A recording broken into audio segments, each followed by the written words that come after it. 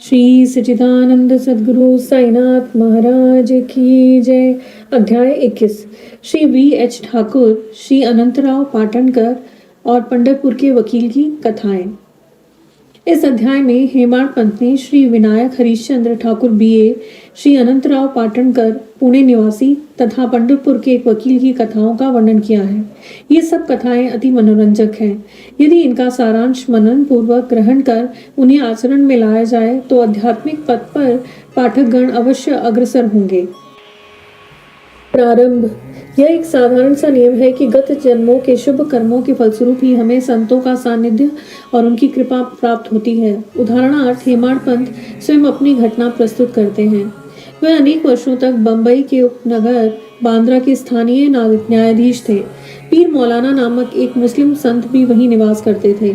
उनके दर्शनार्थ अनेक हिंदू, पारसी और अन्य धर्मावलंबी वहां जाया करते थे। उनके मुजावर पुजारी ने हेमाड़ पंत से भी उनका दर्शन करने के लिए बहुत आग्रह किया, परंतु किसी न किसी कारणवश उनकी भेंट उनसे ना हो सकी। अनेक वर्षों के उपरांत जब उनका शुभ काल आया तब वे शिरडी पहुंचे और बाबा के दरबार में जाकर स्थायी रूप से सम्मिलित हो गए।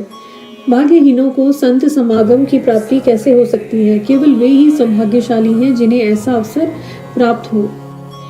संतों द्वारा लोक शिक्षा का कार्य चिरकाल से ही इस विश्व में संपादित होता आया है। अनेक संत भिन्न भिन्न स्थानों पर किसी निश्चित उद्देश्य की पूर्ति के लिए स्वयं प्रकट होते हैं। यद्यपि उनका कार्यस्थल भिन्न होता है परंतु वे सब पूर्णतः एक ही हैं। वे सब उस सर्वशक्तिमान परमेश्वर की संचालित शक्ति के अंतर्गत ही एक ही लहर में कार्य करते हैं।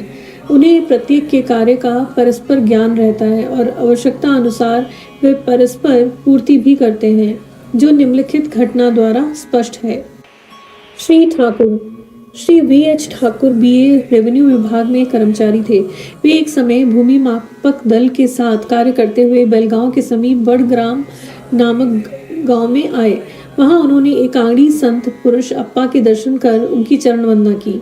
वे अपने भक्तों को निश्चल दास कृत विचार सागर नामक ग्रंथ, जो वेदांत के विषय में है, उसका भावार्थ समझा रहे थे। जब श्री ठाकुर उनसे विदाई लेने लगे तो उन्होंने कहा, तुम्हें इस ग्रंथ का अध्ययन अवश्य करना चाहिए और ऐसा करने से तुम्हारी इच्छाएं पूर्ण हो जाएंगी तथा जब कालांतर में तुम उत्तर दिशा की ओर जाओगे तो सौभाग्यवश तुम्हारी एक महान संत से भेंट होगी, जो मार्ग प्रदर्शन कर तुम्हारे हृदय को शांति और सुख प्रदान करेंगे। बाद में उनका स्थानांतरण जुन्नर को हो गया, जहाँ की नाणी घाट पार करके जाना पड़ता था। यह घाट अधिक गहरा और पार करने में कठिन था, इसलिए उन्हें भैंसे की सवारी कर घाट पार करना पड़ा, जो उन्हें अधिक असुविधाजनक तथा कष्टकर प्रतीत हुआ। इसके पश्चात उनका स्थानांतरण कल्याण में एक उच्च पद पर हो गया और वहाँ उनका नाना साहेब चांदोरकर से परिचय हुआ। उनके द्वारा उन्हें श्री साईं बाबा के संबंध में बहुत कुछ ज्ञात हुआ और उनके दर्शन की तीव्र उत्कंठा हो गई।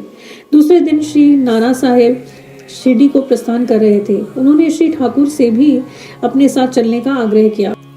ठाणे के दीवानी न्यायालय में एक मुकदमे के संबंध में उनकी उपस्थिति आवश्यक होने के कारण वे उनके साथ ना जा सके।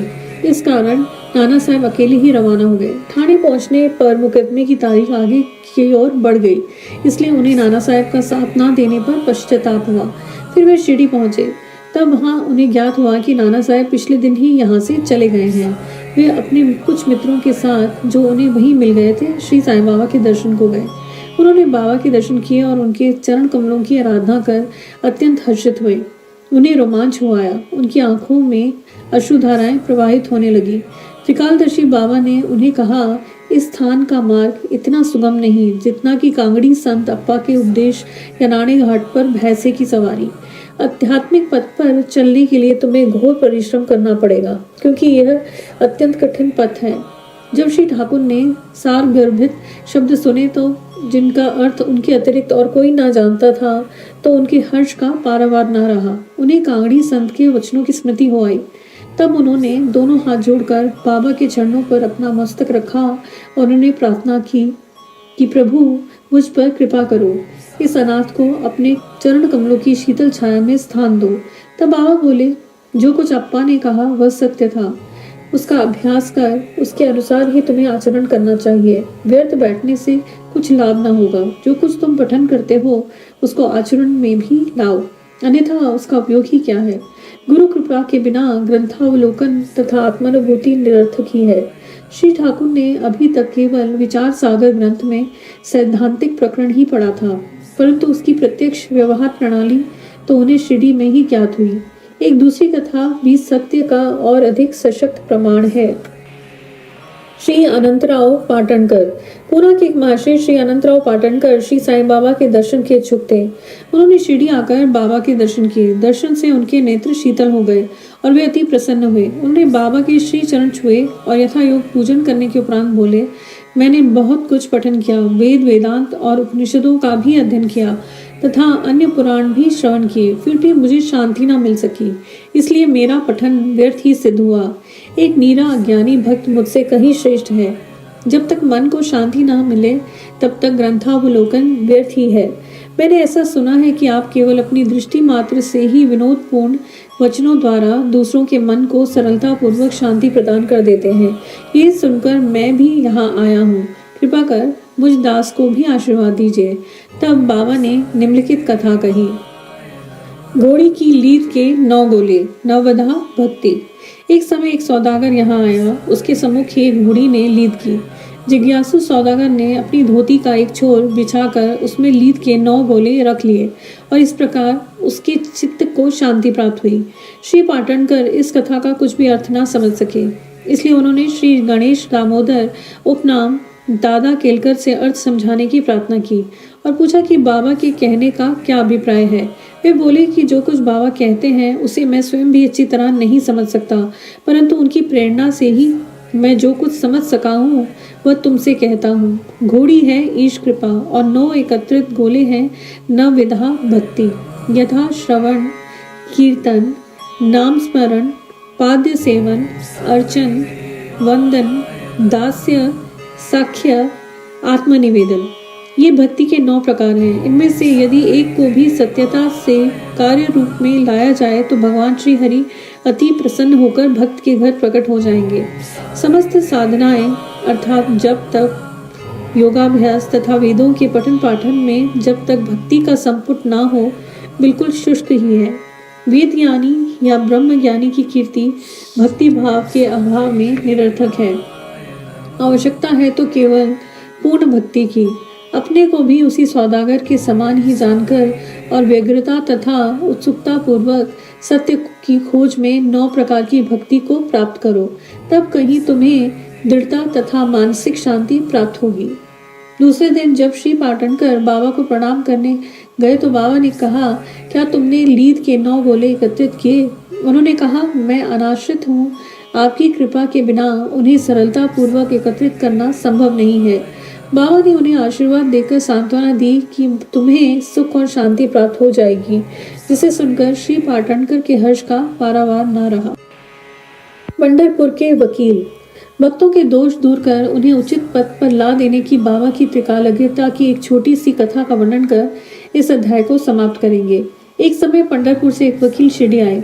उन्होंने बाबा के दर्शन कर उन्हें प्रणाम किया तथा कुछ दक्षिणा भेंट देकर कोने में बैठ वार्तालाप सुनने लगे। बाबा उनकी ओर देखकर कहने लगे, लोग कितने धूर्त हैं जो यहाँ आकर चरणों पर गिरते और दक्षिणा देते हैं, परंतु पीठ पीछे निंदा करते हैं। कितने आश्चर्य की बात है। यह पगड़ी वकील के सिर पर ठीक बैठी और उन्हें उसे पहननी पड़ी। कोई भी इन शब्दों का अर्थ ना समझ सका, परंतु वकील साहब इसका गूढ़ा अर्थ समझ गए। फिर भी वे सिर झुकाकर बैठे रहे।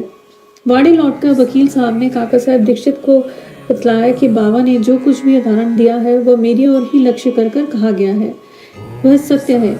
यह केवल चेतावनी ही थी कि मुझे किसी की निंदा नहीं करनी चाहिए। एक समय जब उपन्यायाधीश श्री नूलकर स्वास्थ्य लाभ करने के लिए पंढरपुर से शिरडी आकर ठहरे तो बार रूम में उनके संबंध में चर्चा हो रही थी।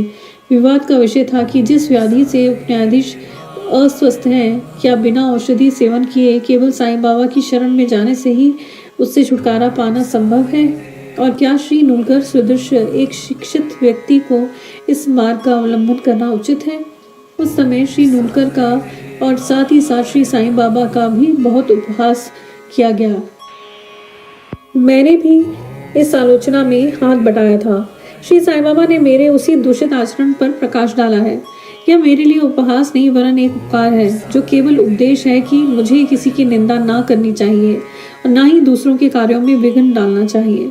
शिरडी और पंढरपुर में लगभग 300 मील का अंतर है, फिर भी बाबा ने अपनी सर्वज्ञता द्वारा जान लिया कि बारूद में क्या चल रहा था। मार्ग में आने वाली नदियां, जंगल और पहाड़ उनकी सर्वज्ञता के लिए रोड़े ना थे। वे सबके हृदय की गुह्य बात जान लेते थे और उनसे कुछ छुपाना था। समीपस्थ या दूरस्थ प्रत्येक वस्तु उनके लिए दिन के प्रकाश के समान जाज्वल्यमान थी तथा उनकी सर्वव्यापक दृष्टि से ओझल ना थी। इस घटना से वकील साहब को शिक्षा मिली कि कभी किसी का छिद्रान्वेषण एवं निंदा नहीं करनी चाहिए। यह कथा केवल वकील साहब के लिए नहीं वरन सबके लिए शिक्षाप्रद है। श्री साईं बाबा की महानता कोई ना आंक सका और ना ही उनकी अद्भुत लीलाओं का अंत ही पा सका। उनकी जीवनी भी तदरूप ही है, क्योंकि वे परब्रह्म स्वरूप हैं। श्री सद्गुरु साईनाथा अर्पणमस्तु। शुभम भवतु। ओम श्री साईनाथाय नमः।